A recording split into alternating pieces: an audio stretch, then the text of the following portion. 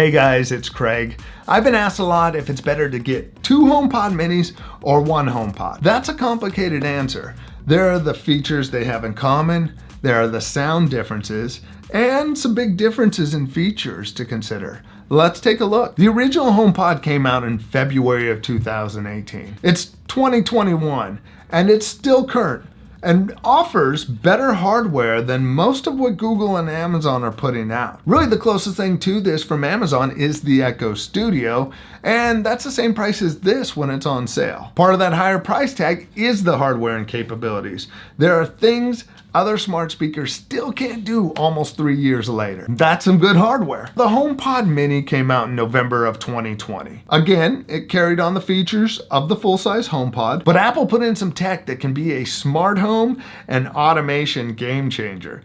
Let's start off with what these devices have in common, then we'll go into the difference, do a sound test, and finish up with really the benefits of each. Make sure to stay to the end because I think certain features and preferences really determine the best setup for you. Now, the first thing these devices share in common is they both have the number 3 assistant in the world, Siri. You can access all the features that you would get normally from Siri. With Siri, they both do the same feature, so from a voice standpoint, no real difference. Next, they can both do multi-room audio, and multi-room audio is great for adding HomePods to music that's already playing on another HomePod or moving music to another room. Both can be paired with another of the same type of HomePod to make a stereo pair. Like these two are in a stereo pair, or I can get an additional full-size HomePod and make a pair out of that. Both of these can also use the new intercom feature that allows you to send a message across all your devices. I also can send it to family members too, so everybody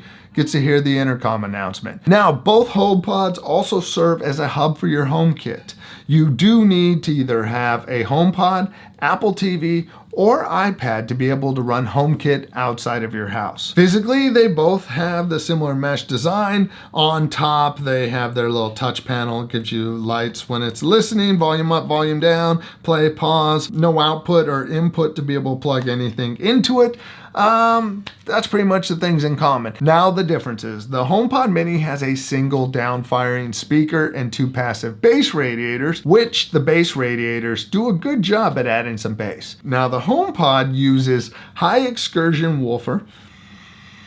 It's a good woofer that will provide more bass than these. And it has an array of 7 tweeters. And those tweeters take care of the mids and highs, low end out of the sub. The HomePod will adjust to the sound of the room it is in with spatial audio. The HomePod Mini can't do that because it's only a single speaker, so there really isn't things to adjust for the room. The HomePod recently received an update that allows you to pair it with a 4K TV as a home theater. And this update also brought Dolby Atmos support, which is cool. The full-size HomePod sounds so good paired with my Apple TV compared to the speakers in that TV. Unfortunately, I can't do the same thing with the HomePod Mini. Even though they sound good listening to them, I can't pair them with my TV to the Apple TV in the same way. Another bummer about the stereo pair is that from a Mac, if you try to play audio to it using AirPlay, only one speaker will play audio. You can only select one of the HomePod Minis.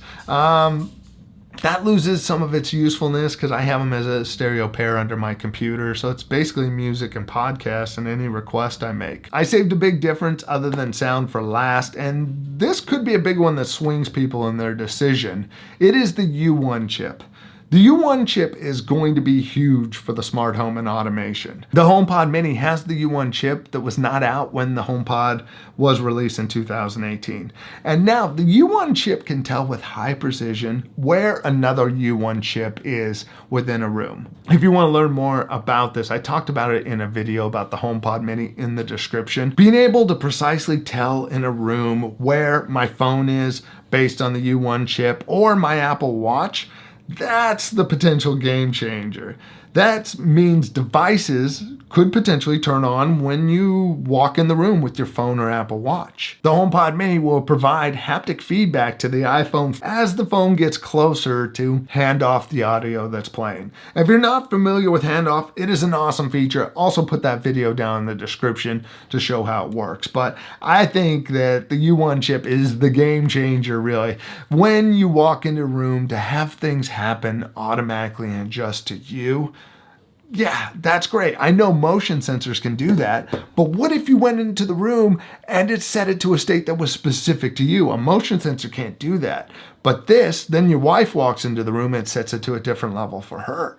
That's when things start to get interesting. Now, know that the U1 chip hasn't been implemented yet for these automations. This is somewhere that it can go, and the way that Apple has been with the HomePod 3 years later and being able to support this stuff, that as this evolves, this should be good. Now, the HomePod Mini also supports Thread. And if you don't know what Thread is, it is a mesh network that's created between other Thread devices. So these devices can communicate with each other, and they could also help each other. So if a device is on the outside of the network, it's further away, but it can still communicate with one of the other Thread devices, it's still attached to the network and has a good communication to it. Other Thread devices will basically talk amongst themselves to keep everything running nicely. I still need to learn a lot about Thread. I'll follow up when I know more about it. But let's get into some sound tests. Let's see which one you should go for if you care about sound.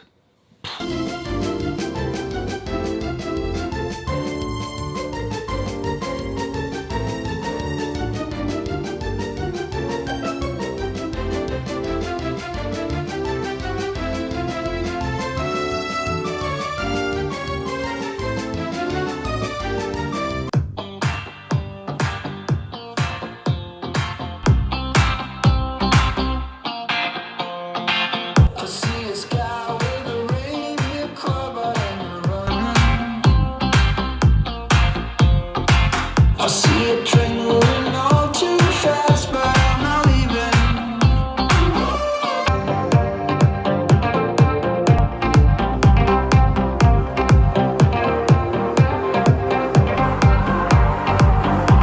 Oh, here you are, face to face in this trashy bar. Another glass and I am going places, makes me laugh about the irony of everything.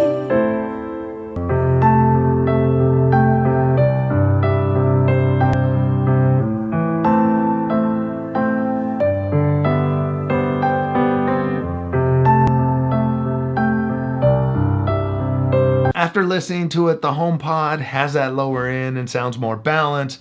It's not unexpected. It does have a separate woofer in it. The HomePod Minis sound great. I just don't think the vocals are as present. The full-size HomePod has the 7 tweeters that bring the vocals out a little better. But over here, these are nice and small. It's nice to have a little stereo pair. They work well on my desk. They sound good. If your decision comes down to sound, definitely go with the full-size HomePod. If you can, pair 2 of them in a room, get that stereo sound, the Dolby Atmos, and the extra bass. Could be a good choice. Now let's talk about the benefits of each of these devices, starting with the veteran full-size HomePod. The biggest benefit to this would be the improved sound. You have the separate subwoofer and 7 tweeters that give you good sound, as opposed to the HomePod Mini with its single speaker design. Another benefit is the HomePod has spatial awareness attuned to the location of the room. Now this doesn't have that, but there's nothing to tune. It's a single speaker. The HomePod also received Dolby Atmos support and can be paired with an Apple TV.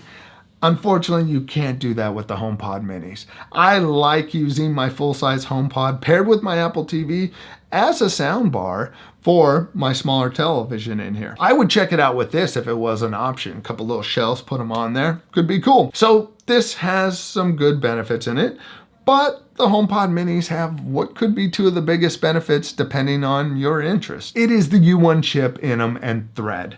Both of these updates can be a smart home game changer. The automations possible from the U1 and the mesh network they create using Thread to communicate, I'm excited to see where that goes. This starts getting interesting. So when on sale, you can buy one HomePod or two minis for the same price. I would go for the HomePod to connect to my Apple TV and for music. I would go for the two HomePod minis if I wanted some good sound, but I really wanted the most out of it in a connecting devices and smart home sense. What are your thoughts on this? Would you go with two HomePod minis or a single HomePod? Let us know in the comments section. Next, make sure to check out this video over here to learn more about the HomePod minis. I'll see you over there. Thanks for watching. Bye.